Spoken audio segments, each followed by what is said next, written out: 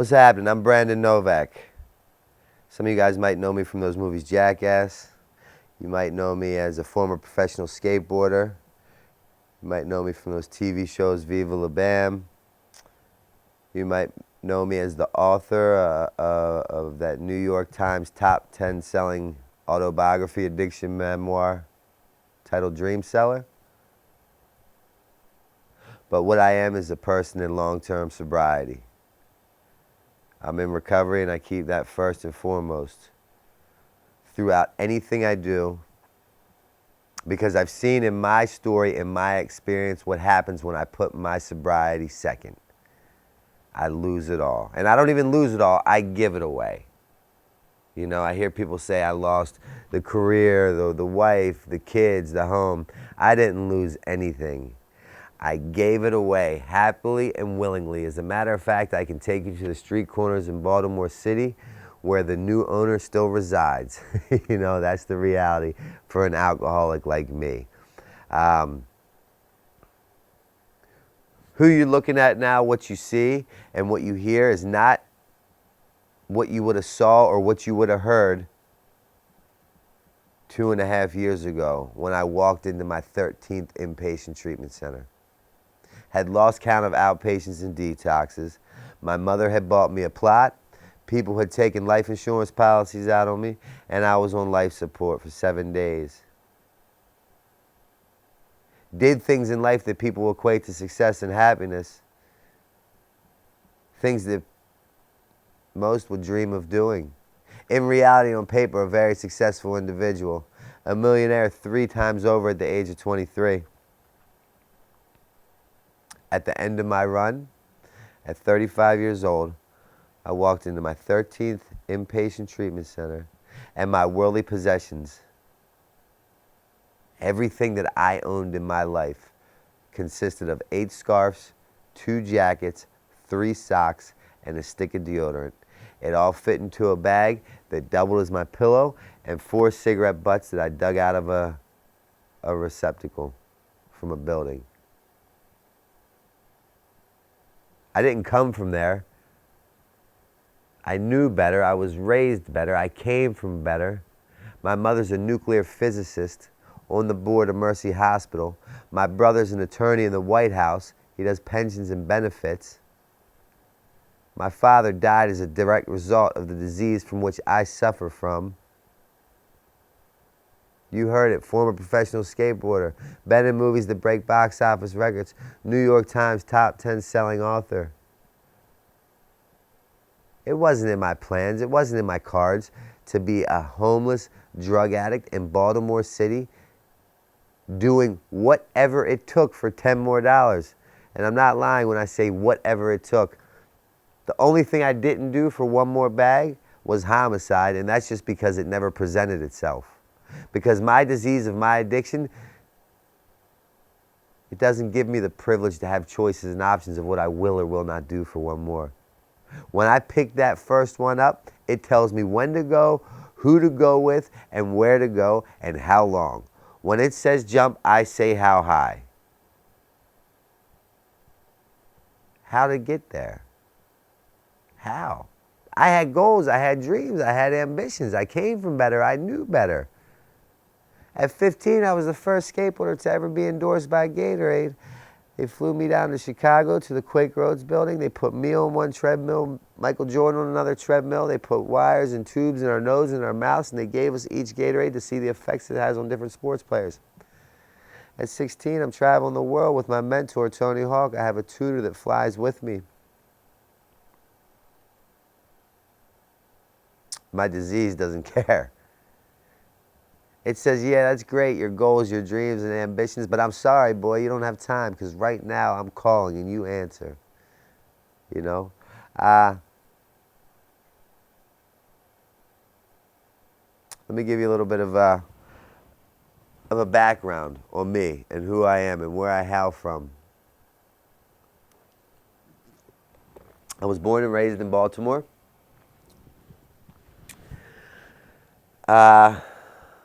I came from a rather extreme family, if you will.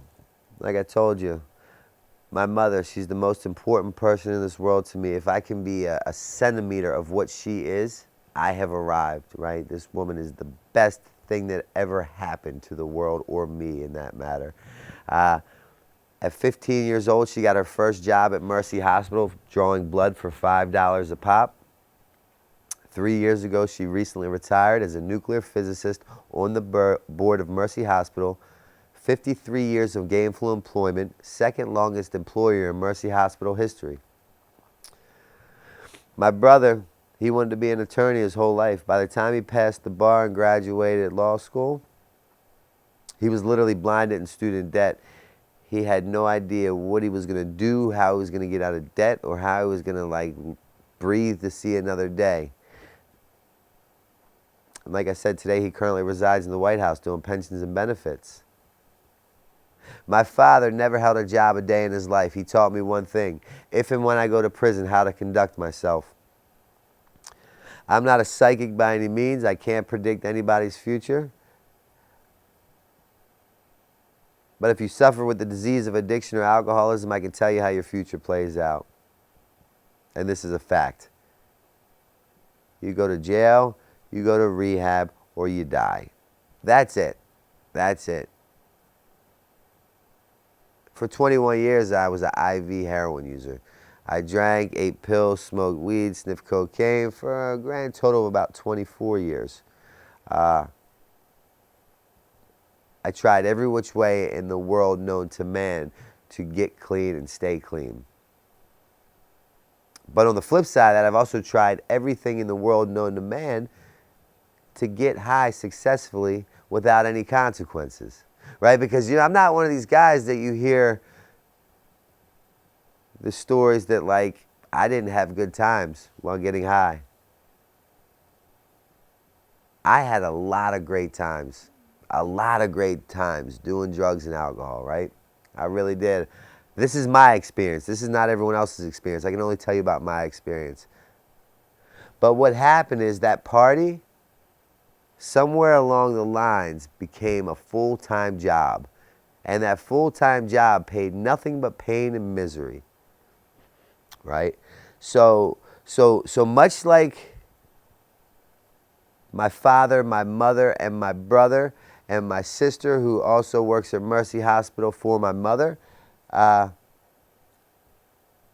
possessed a quality that they had that I didn't realize till later on down the line, which was, despite any and all adverse consequences that came their way, they did what they had to do to get what they wanted to get.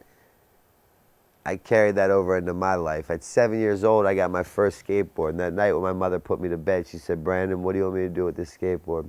I said, "I want it in bed with me." She said, "Why?" I said, "Because if I die, I want it to come with me." It was like God had came down and handed me the Holy Grail in the form of a skateboard. You might be the best ping pong player in the world, but God might not see fit to put a paddle in your hand.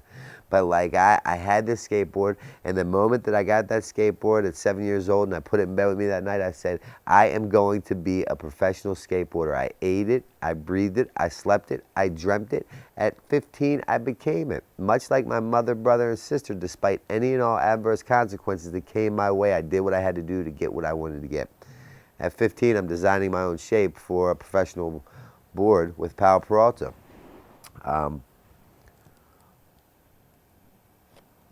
I go on one of my first tours, and I'm on tour with a fellow by the name of Mike Vallely. And on this tour, he finds me with a lot of drugs, and he said, "Brandon, get rid of the drugs or get off the tour." I throw the drugs down the sewer. I meet a girl from the demo. I have her drive me back. I fish the drugs out of the sewer. Long story short, I get caught with the drugs. Mike Vallely kicks me off the tour. I'm now home. I get a phone call from my mentor, Tony Hawk. He said, "Brandon, we have one of two options we can do with you. We can put you into treatment. You can save your life.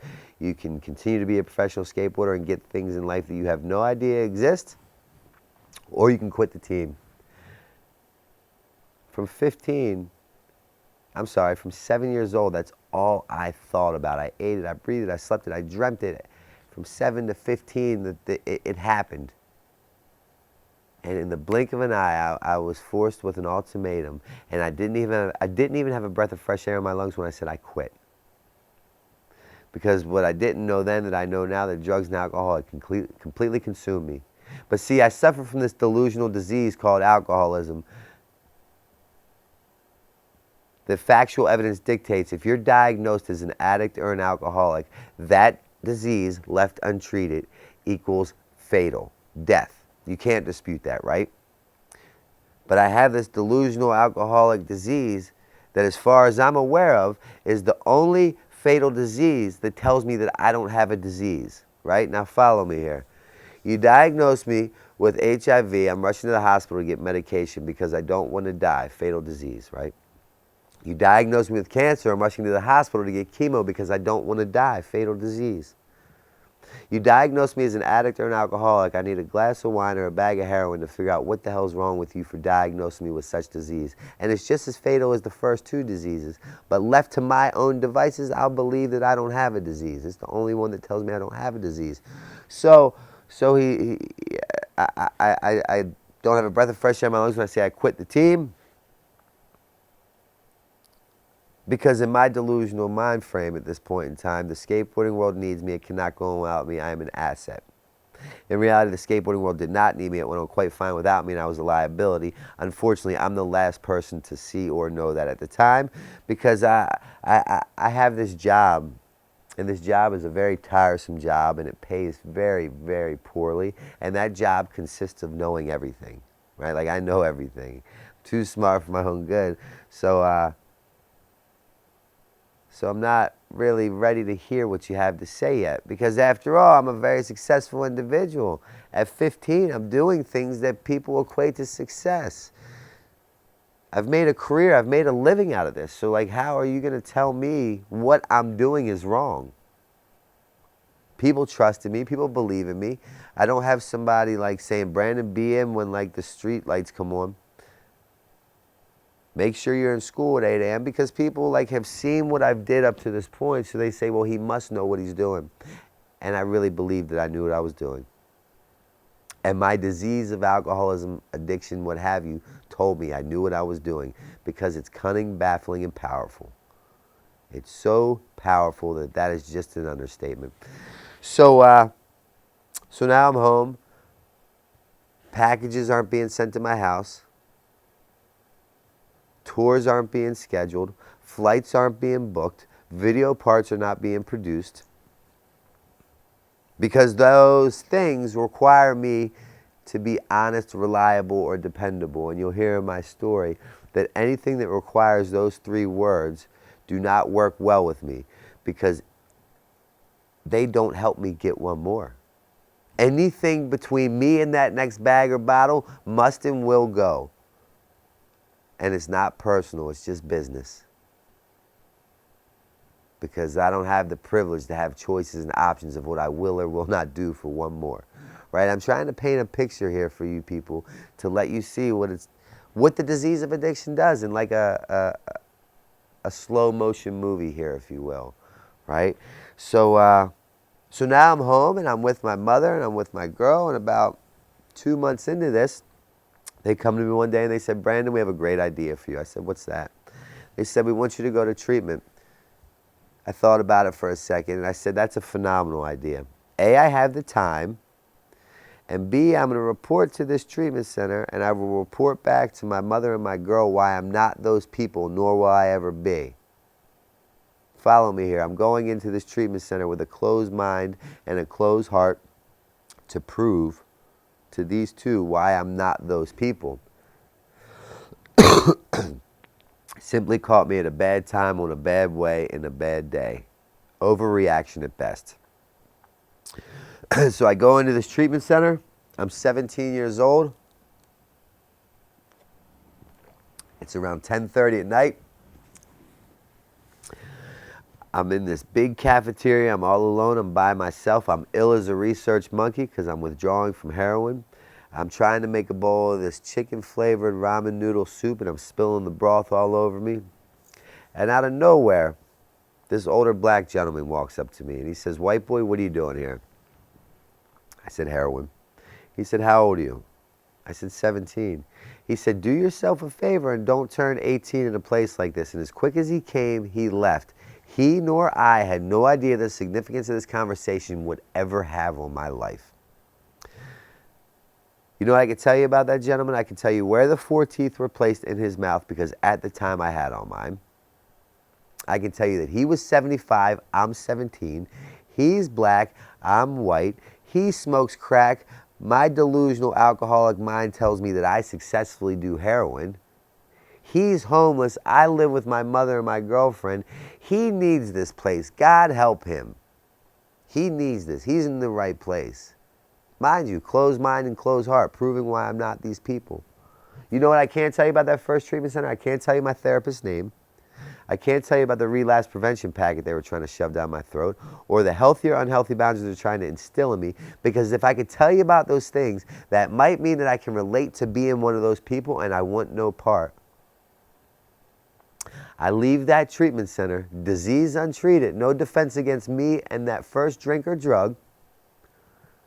I turned 19, 20, 22, 23, 24, 25, 27, 28, 29, 32, 33, 34, 35 in a jail or a treatment center.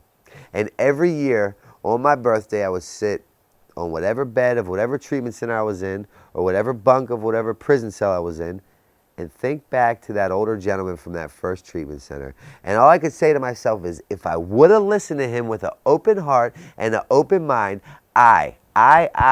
me, myself, Brandon Novak, would not continuously find myself in this situation day after day, month after month, year after year. Meaning that it was fully self-induced. I had created and painted this picture for which I now live in. So in between all those birthdays and incarcerations and rehab stints, I'm in and out of treatment centers. I'm in and out of treatment centers, and I'm the kind of alcoholic that I loiter with the intent to recover, right? So I'll get a sponsor, I'll get a home group, I can fellowship fairly easy because I'm a people person, but you say work the steps, whoa, whoa, whoa, whoa, whoa, whoa, whoa. Number one, the word work is not my forte unless it pays with $10 or a glass of wine. Number two, I guess you didn't get the email that Brandon only attends Brandon's Anonymous, Brandon only sponsors Brandon, and Brandon is Brandon's God. And then for the life of me, I can't understand why I'm back on the corner of Eastern Avenue and Patterson Park selling my body for $40 to anyone that will buy. How did I get there? This wasn't in my foreseeable future. My mother's a nuclear physicist. My brother's an attorney in the White House. Former professional skateboarder. Been in movies that break box office records. New York Times top 10 selling author who's written a book on addiction. Now I'm selling the corner, selling my body. I had goals, I had dreams, I had ambitions. It was not supposed to play out this way. And the hit is that it didn't have to play out this way. It didn't have to play out this way. But I told you, I have this job of knowing everything, right? So, in and out of treatment centers, the skateboarding world is now awash. And throughout my whole life, you'll hear a common theme is that I was always confused and I thought social acceptability equaled personal recovery, right? So as long as the house was new enough, the woman was pretty enough, the bank account was high enough, and the car was new enough, and you told me those things, that validated me how I was feeling, and I had to be doing good. I had to be doing good. So then I stumble into these movies called Jackass, right? TV shows called Viva La Bam. Travel in the world 10 times over. I keep going to these meetings. Because what I realize now that I didn't know then is I was trying to fill this internal void with an external solution. So I keep going to these meetings, and in these meetings they tell me that my life is unmanageable. I believe that my life is unmanageable. I know that my life is unmanageable because I can't stop drinking or drugging. But I told you I have that delusional alcoholic mind that tells me that my life is not unmanageable. And I'm going to take it a step further. Now I do appearances in nightclubs. And when I do appearances in nightclubs, they say, Mr. Novak, what would you like in your green room? And I say, I need some heroin, some cocaine, some Xanax, and some wine. They give me those substances. They put them in my green room. I hang out in the audience. I take pictures. I sign autographs. And then at the end of the night, I get a check for $10,000. I already suffer from a disease-riddled mind that tells me I don't have a disease.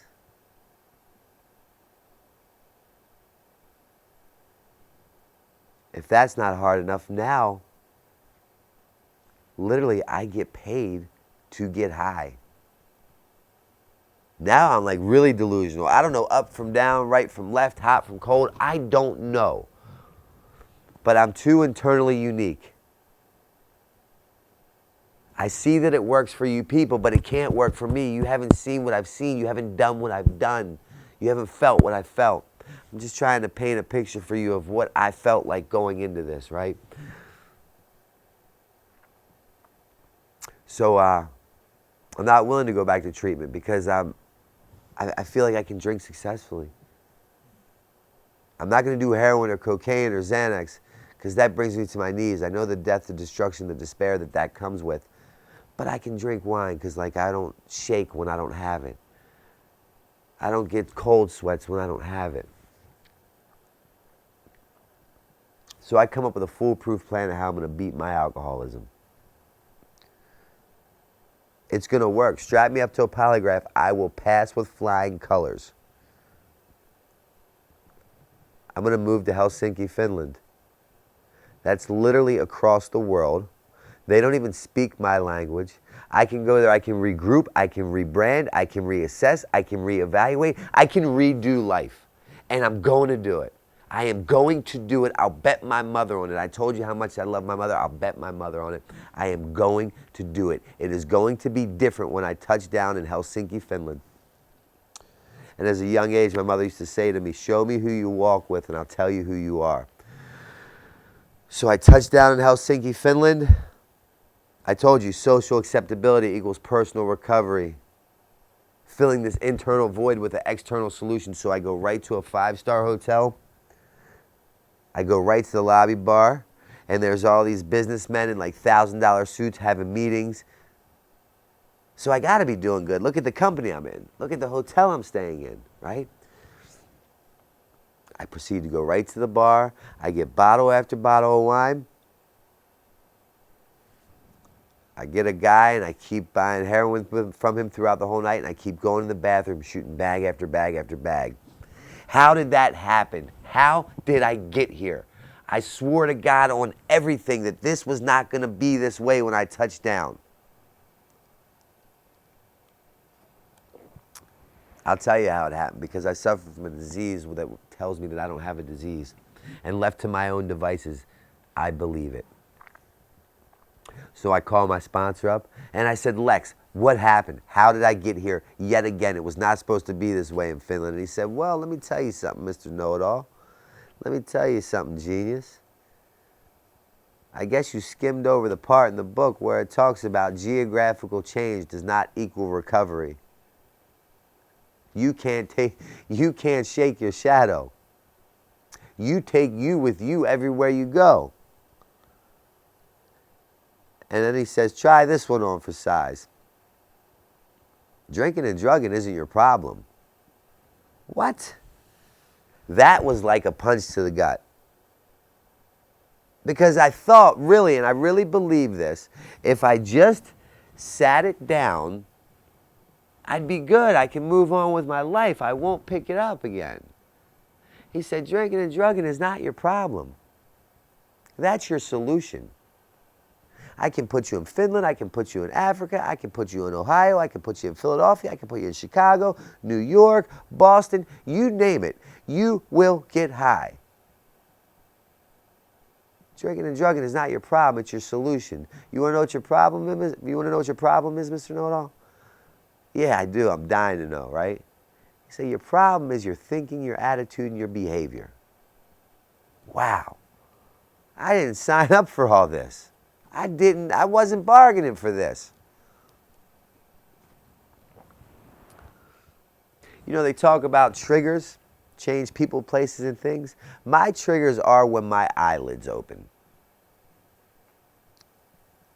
I can justify why this chair makes a great dope shooting partner, and me in this chair will go shoot heroin until I get tired of carrying this thing. And when I get tired of carrying it, it doesn't matter anyways, because my disease of addiction says you don't have the choice to not carry that chair. Carry it. And I have to listen. Wow, so that's not what I wanted to hear. So I jump on a plane, I come back, and now just like that skateboarding world, the same thing's happening in this jackass world. My delusional alcoholic mind says the jackass world needs me, it cannot go on without me, I am an asset. In reality, it does not need me, it goes on quite fine without me, and I'm a liability. But I'm the last person to see that. Now paychecks are being diverted to my mother's house. Flights aren't being booked. Because they say, if we book him the flight, will he make the flight? If he makes the flight, what condition will he be in when he gets here? Let's take it a step further, and we book him the flight, and he makes it here, is the same thing that's going to happen that happened last time, where we have to kick the bathroom door down at Paramount Studios and find him dead on the ground with a needle hanging out of his arm. That's not a good look for the work world. But see, I have this selective memory when it plays in favor of my alcoholism. Meaning that I can tell you about 4 years ago on Halloween, like it just happened, just right now, when I was able to go to Ram's Head Pub in Westchester, have 2 glasses of wine, and be home in bed by 9 p.m. I can tell you what bar stool I sat on. I can tell you the barkeep's name was that served me. I can tell you the music that played on the jukebox. I can tell you that it was snowing out. I remember it like I just snapped my fingers. Why, might you ask? Because that night I controlled my drinking. I did exactly what I set out to do. I went, I had 2 glasses of wine, and I was home in bed by 9 p.m. That plays in favor of my alcoholism. My disease of alcoholism says, hey, remember that? You could probably do it again. Oddly enough, what it allows me to block out is being medevaced to 4 different hospitals in 4 different states from 4 different overdoses. It allows me to block out a few Christmases back, stealing every Christmas present from under the tree at my mother's house. It allows me to block out my mother buying me a plot 6 years ago on Mother's Day. It allows me to block out 13 inpatient treatment centers, lost count of outpatients and detoxes, being on life support for 7 days. It allows me to block out when I'm sleeping in an abandoned house in Baltimore City on Christmas Eve, and all I have is a t-shirt on, and it's freezing cold and it's snowing out, and I have to put my shirt over my knees and pull my arms into my shirt and put my face into my shirt and breathe out of my nose and my mouth hot air so I can have some feeling of heat. It does not allow me to remember that, because if I remember that, my disease wants no part of that, because that allows me to see that I can't control my drinking or drugging. Cunning, baffling, and powerful.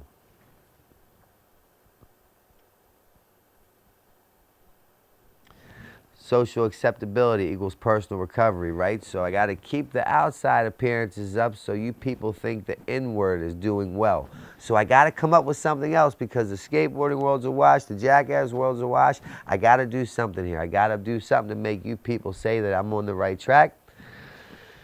So I decided I'm going to write a book. I'm going to write a book. Mind you, I have no GED. I have no high school diploma.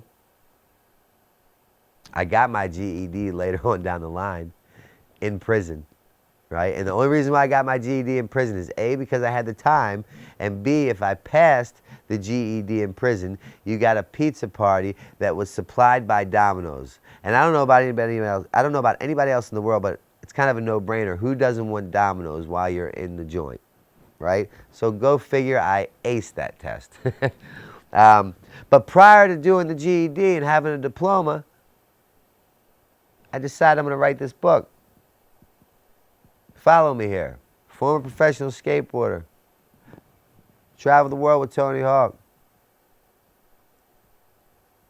Been in movies that break box office records.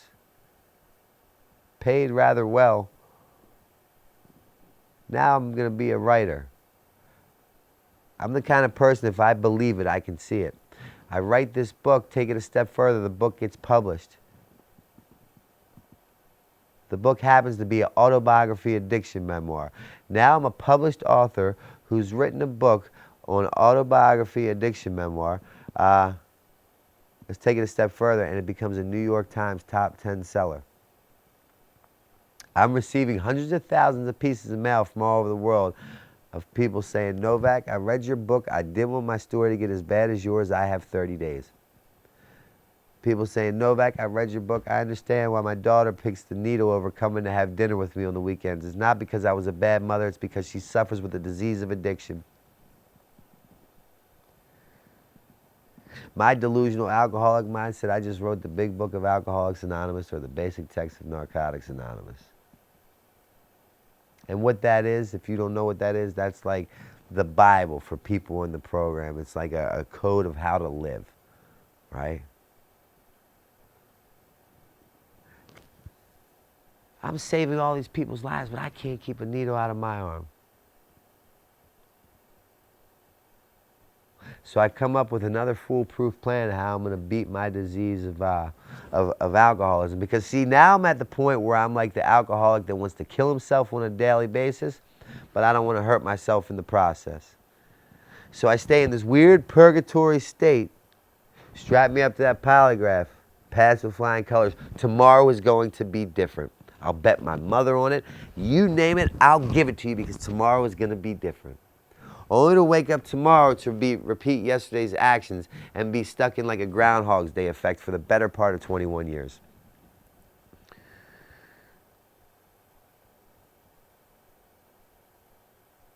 In theory, on paper, very successful individual, did things in life people equate to success or happiness most even dream of doing. I'm not at the point where I'm ready to walk into a treatment center, admit defeat, and say, I don't know, maybe you do, can you help me? Look at my resume, I can make things happen, right? I'm not ready to go back to rehab yet. I have another foolproof plan of how I'm going to beat my alcoholism. I'm going to go on tour with a major rock and roll band. We're going to do 29 countries in 32 days. That is going to work, right? I believe it's going to work. How could it not work? Clearly, Finland was the problem. Now I have 28 other countries to pick from. One of them I have to take. And I mean it. I don't want to do what I'm doing. I'm going to like really give it my all. Needless to say, I make it to the 4th country. I'm not so kindly asked to leave the tour. Get on a plane from Australia. I come back to my mother's house. I knock on her door and she's crying. She's crying. She's like water's pouring out of her eyes. I said, what's wrong with you? She said, Brandon, I've received 4 different phone calls from 4 different men with 4 very heavy accents today. They said if I didn't deposit X amount of dollars in X amount of bank accounts, I was to view your body at the morgue tonight. I said, calm down. I'm here, right? Because now the abnormal had became the normal. I'm living on that animalistic level, right? I think she's out of her mind.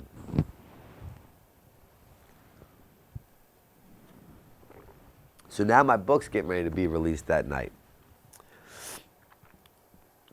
In Times Square, New York City, at the Barnes & Nobles. My literary agent's there, my manager's there, my publishers are there.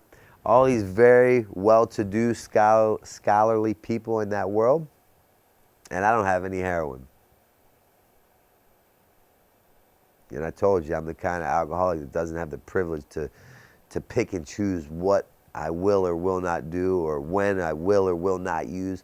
When it calls, I answer. By any and all means necessary. It's not personal, it's business. I love you, I don't want to hurt you, but I don't have the option not to. How did I get here? How? How did I get here? Mother nuclear physicist, brother attorney in the White House, former professional skateboarder, been in movies that breaks box office records, New York Times top 10 selling author. My book's being released in Times Square at Barnes & Nobles, but I don't have any heroin. My people won't give me any money for any of my heroin because what I don't understand now, what I understand now is that it would not be a good look for me autographing these autobiography addiction memoirs while falling asleep into that, right? But my disease knows no boundaries. When it calls, I answer. And me and my buddy from Baltimore are sitting in these 2 chairs, and they wheel my books in. And me and him look at each other for 1 second, and we have like a full conversation without opening our mouths. I stand up, he stands up, we go over to the boxes of books. I grab 2 boxes of books, he grabs 2 boxes of books, and we jump right to the Amtrak station, and we get on the train, and we go right back to Baltimore, and I sign them off, and I sell them to 2 different stores. I just stole my own books from my book release. My delusional alcoholic mind says the literary world needs me. It cannot go on without me. I am an asset. Next Stephen King or Edgar Allan Poe, if you will. The reality is the literary world did not need me. It went on quite fine without me, and I was a liability. That's a common theme in my life, but it's because I suffer from a disease that tells me I don't have a disease, and I also suffer from a man who has a job that knows everything.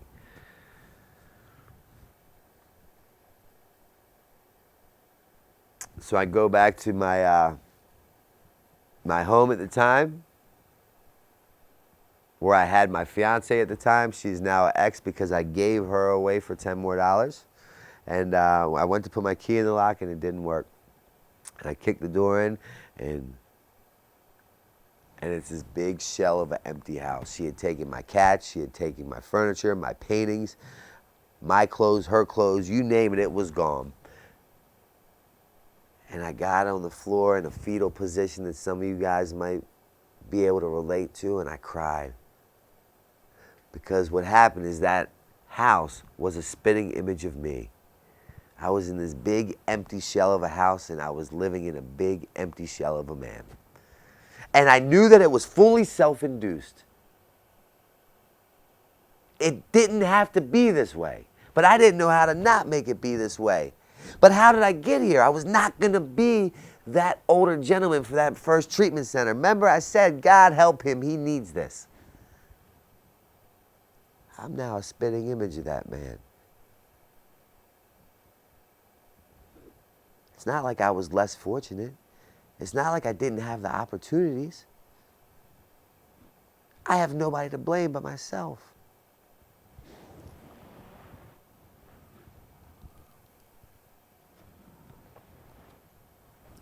So this all took place around beginning of May 2015. I get a phone call from my mother. I'm from Baltimore. My mother still resides in Baltimore City.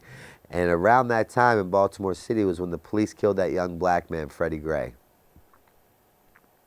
And if you remember correctly, Baltimore City at that time was like the movie The Purge. There was a 10 o'clock curfew. They were robbing, they were looting, they were shooting, they were stealing, they were burning blocks down, they were burning police cars on fire. The National Guard was there with their tanks and their machine guns. And my mother was terrified. And she called me and she said, Brandon, I am terrified. She lives about 15 blocks from where that took place, where they killed him. She said, Brandon, I'm terrified. Can you come take care of me? I said, absolutely. There's nothing in this world I will not do for that woman. My intentions are to go back there and take care of her. My actions dictate something completely different.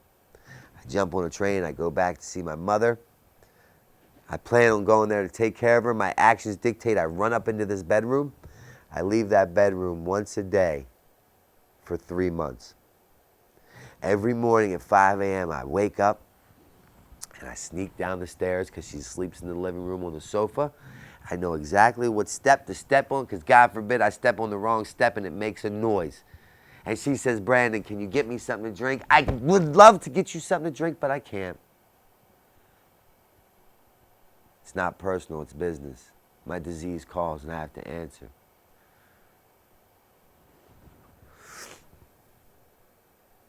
Former professional skateboarder, been in movies that break box office records, New York Times top 10 selling author who's written a book on addiction.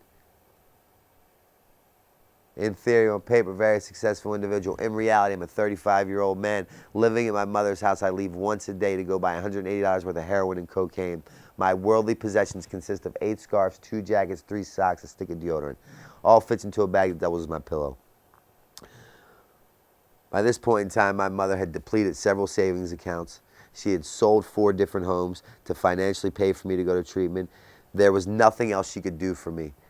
And she went to the church across the street and she saw Father Mike, and this is when I'm still in the house, and she said, my Father Mike says, Miss Pat, how's Brandon? She said, Father Mike, he's never been worse. There is absolutely nothing I can do to help him anymore. I'm completely incapable of helping him. She said, I've went to God with one simple prayer. And Father Mike said, oh yeah, Miss Pat, what's that prayer? She said, Father Mike, it's simple. I went to God and I asked God to please cure him, kill him, or kill me because I can't take it anymore. Father Mike looked at my mother and he said, how dare you, Pat? He screamed at her. He said, how dare you, Pat? Don't you ever tell God what to do with your son.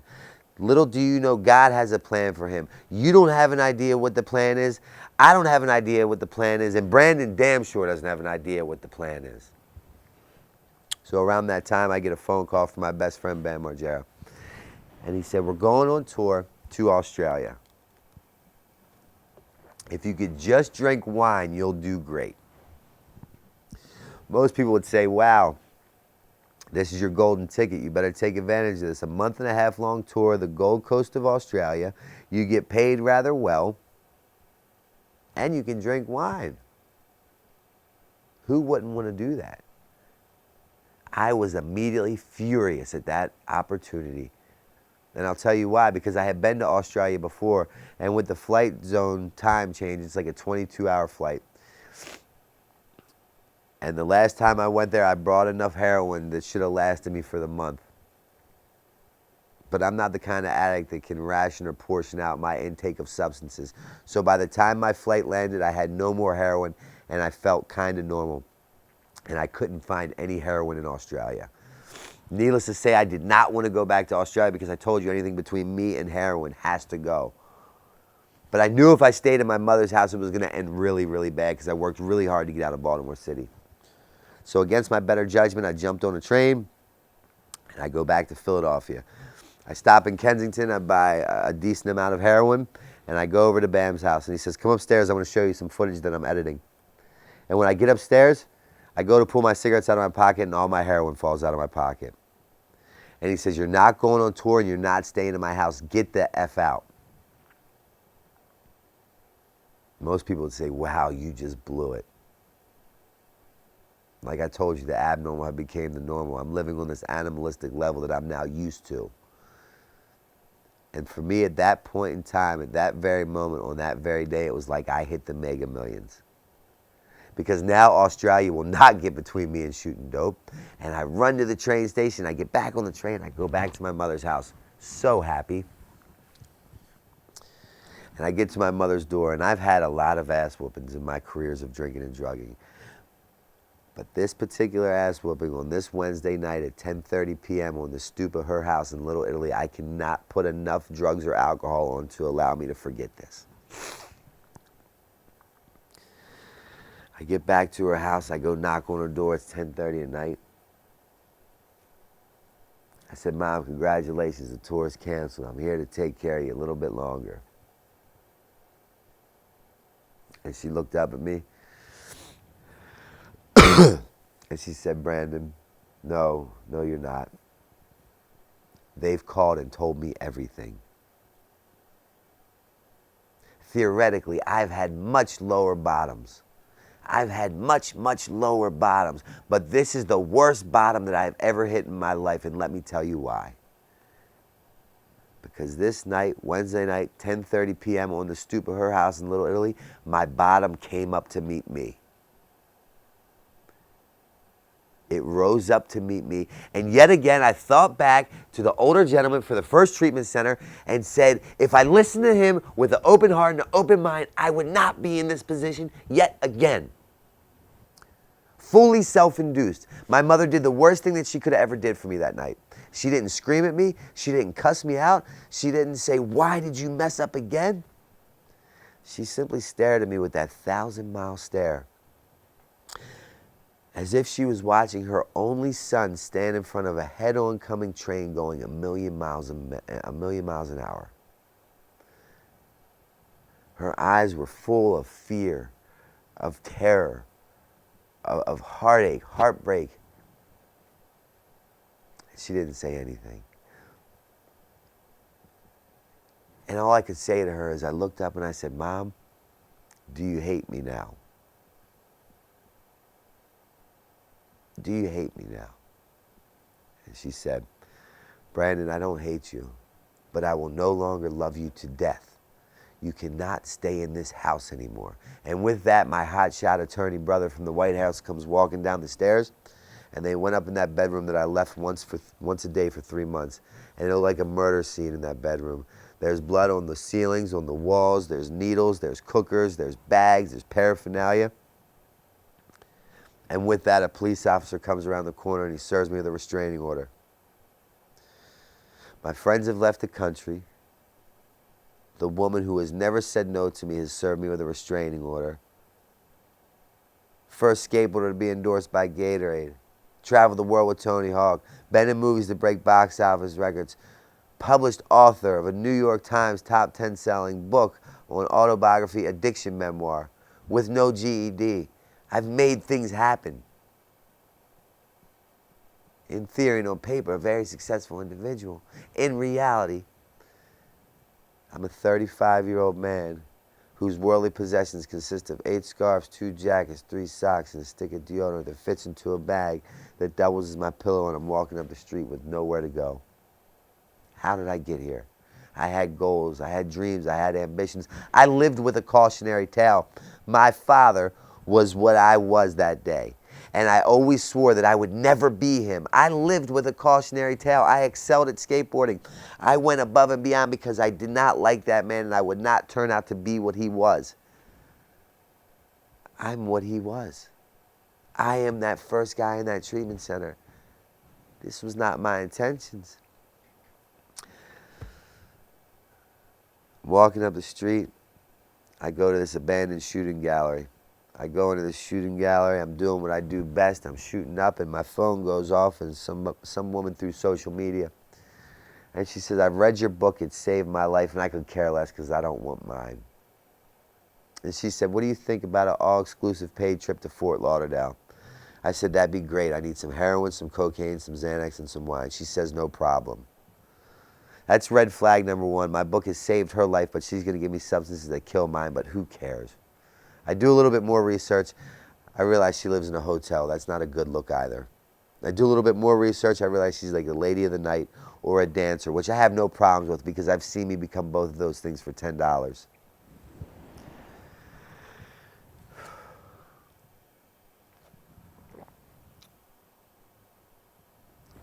She has 2 requirements that I must fulfill when I touch down in Fort Lauderdale. Mind you, it's all on her dime. She's paying for everything. When I touch down in Fort Lauderdale, she wants to party and she wants to make love, for lack of better words. And I don't know about anybody else, but when I do heroin, I sleep. So I know I'm going to wear my welcome out really quick, and I don't want to do homeless in Fort Lauderdale. It's hot, it's sandy, I don't know the hustles. I can do it in Baltimore. But she has what I need. I don't want to go to Fort Lauderdale, but I don't have the privilege to say, no, I don't want to go to Fort Lauderdale.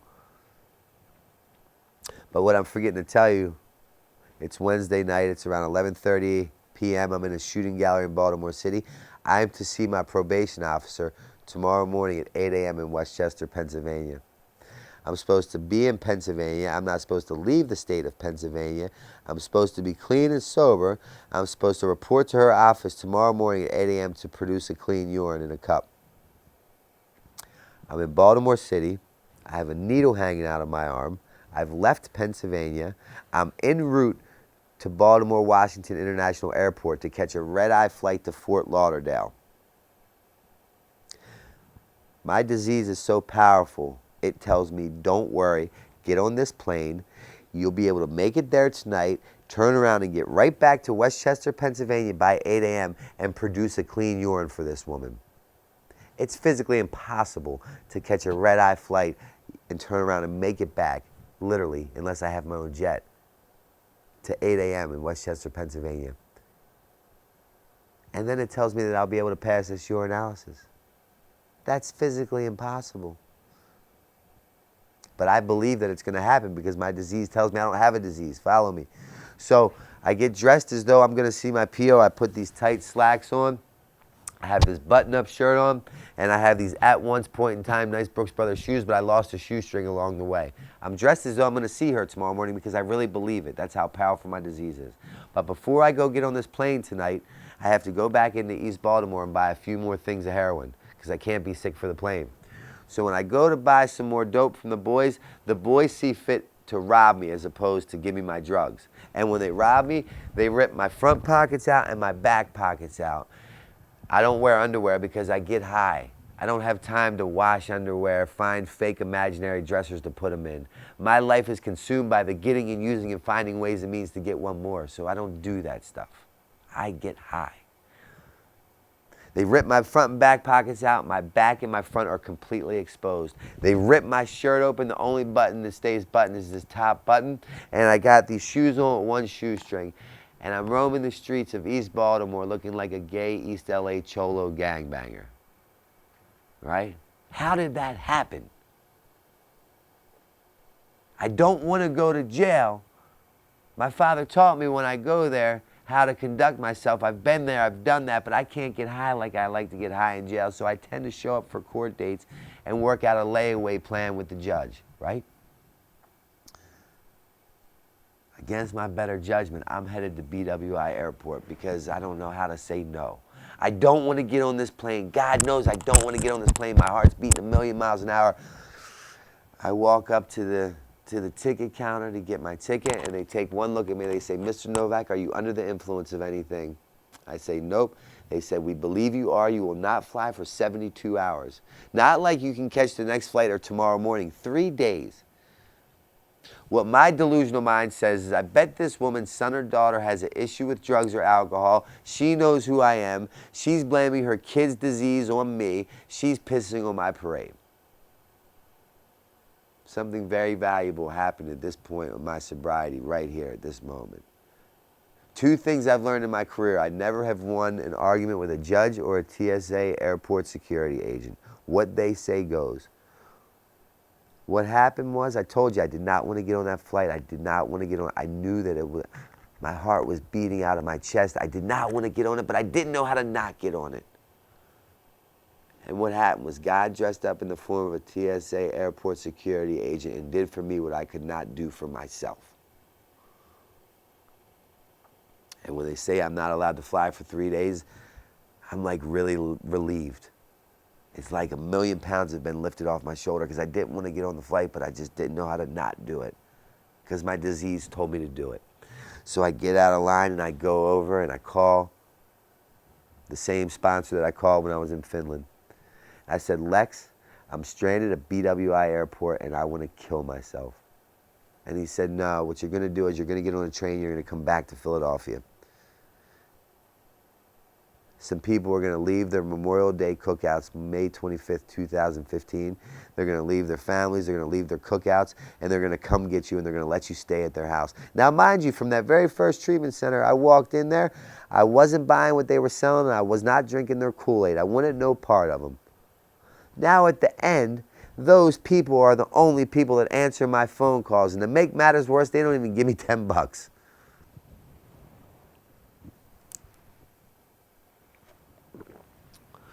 So I get on the train, I go back to Philly. These guys pick me up.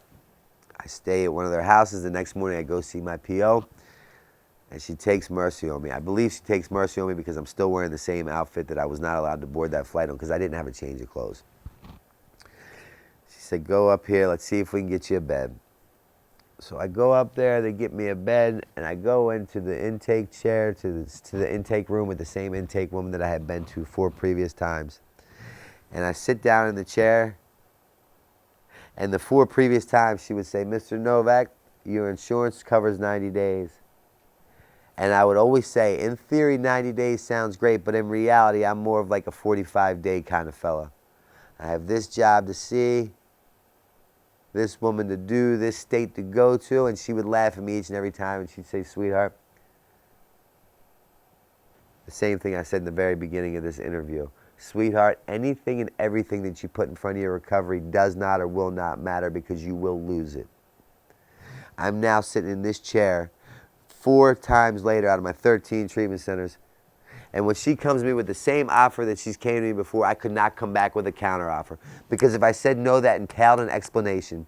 I had been demoralized in just such a fashion from drugs and alcohol. I had been beaten into a state of reasonableness to where now you have my attention. And when she told me the 90-day offer, all I could do was shake my head yes. She said, sweetheart, you're in no condition to do your intake. Get you up to detox. I'll see you in 4 days. On my way up to detox, I see my counselor. She says, Mr. Novak, you're back. I said, yep. She said, if you play your cards right, today could be the best day of your life. And I looked at her, I said, Christina, do you need a urinalysis? Are you high? You know what I'm capable of. You know what I've done in my past. I stand before you today with my clothes ripped to shreds, my worldly belongings in this bag, 8 scarves, 2 jackets, 3 socks, a stick of deodorant, and 4 cigarette butts that I've dug out of a receptacle. She said, trust me. Play your cards right. Today could be the best day of your life. What happens is she saw in me what I did not see in myself. She said, get up to detox. I'll see you in 4 days. I get up to detox. There's a 19-year-old kid. He says, Mr. Novak, your clothes are not rehab oriented. You need some sweatpants. You need some underwear. You need some slides. I had never prayed for such simple articles of clothing in my life. But the fact of the matter is my disease said you don't have to have underwear. You don't get to have sweatpants. You don't get to have any of that. That gift of desperation, that God moment is appearing as we speak. He said, come downstairs. I'm going to take you to the donations box. I was a millionaire 3 times over at the age of 23. I'm now 35 in a basement of a Catholic Charities rehab as this 19-year-old kid rummages through old clothes looking for a pair of 2nd, 3rd, 5th, 10th hand pair of underwear. And I'm praying to God he finds it. How did I get here? How? I had goals, I had dreams, I had ambitions. I got here because I have a disease that tells me I don't have a disease, and I also suffer from having a job that knows everything. I'm now beaten in that state of reasonableness. At this point in time, I'm so low that the curb looks like a skyscraper. I'm so horrible at suicide because I keep waking up, so I'm willing to do whatever you tell me. And the kid's looking for the pair of underwear, and he doesn't find a pair of underwear. But what he finds is a pair of size 40 women's sweatpants with no drawstring. He finds a woman's tank top and a pair of size 13 Jesus sandals. I don't know how alert or attentive any of you people are, but I'm not a woman and I don't wear a size 13. But the reality is, God had showed up in the basement of that Catholic Charities rehab. That gift of desperation, that God moment showed up. And with that became this side of willingness. And I'm willing to do whatever it takes to stay sober one more night. And if that entails wearing women's clothing and shoes that don't fit, bring it on. Because I've accepted that if I continue to drink or drug, that I will die. But worse than that, I won't die. I'll wake up every day and use against my will. He says, come upstairs. I go upstairs. I get a shower. I get that Baltimore City smell off me. I put these women's clothes on. I successfully stay in that treatment center for 90 days. From there, I go to a sober living house. Somewhere in between that time, I had been on parole and probation from 16 years old to 35. I never had a free day in between. About a year and a half ago, I've signed my release papers. I am no longer the property of any state. I'm literally a free man that no longer lives in that self-induced prison that costs me $10 to get out of on a daily basis that's a 4-block radius. I decided I wanted to get my 2-year medallion in a different country. I flew out to Paris to do that. That same woman, my mother, who served me with that restraining order, called me 9 months into my process. She said, Brandon, I hate when you come to visit. I said, why? She said, because I get so sad when you leave. That book deal that I told you about when I stole my own books and they ripped my contract up afterwards, my last book was released 2 months ago, my second book. I have 3 more books that will be released. I have the first ever addiction graphic novel coming out. I have a documentary that's going to the Sundance and the Cannes Film Festival. It's not me bragging or boasting. It's me simply saying, if you want what I have, do what I do, you can get what I got. I was that addict, alcoholic that was deemed unhelpable or unfixable. My mother prayed for my death at the end. Those people that I wanted no part of in the treatment center, I now work in the treatment industry field. Most importantly, I have not had the desire to have a drink or a drug in 2.5 years. Sobriety has given me everything that drugs and alcohol promised me. I'm going to close with this story. There's a father that works from home, and he's swamped in work, and his son keeps banging him on the knee. Dad, take me out to play, take me out to play, take me out to play. The father's thinking of a way to buy 8 hours, 1 day, 2 days, and he looks on his office, on his desk in his office at home, and he sees this big picture of a puzzle of the world map. Father thinks to himself, I got it. He says to his son, he dismantles the picture of the puzzle of the world map, and he throws it on the ground. He says, son, when you put the picture of the puzzle of the world map back together, I'll take you out to play. The father leaves the office on the phone, surely thinking he bought 1 or 2 days. 20 minutes later, the son comes back, and he bangs the dad on the knee. Dad, I did it. The father's thinking to himself, impossible. He walks back into that office. As sure as the day is long, the picture of the puzzle, the world map's put back together. He said, son, how'd you do it? Son said, Dad, it was simple. On the back of the picture of the puzzle, the world map, was a picture of a man. I put the man back together. The world fell back in place. Together we stand, divided I die. My name's Brandon Novak. Thank you for listening.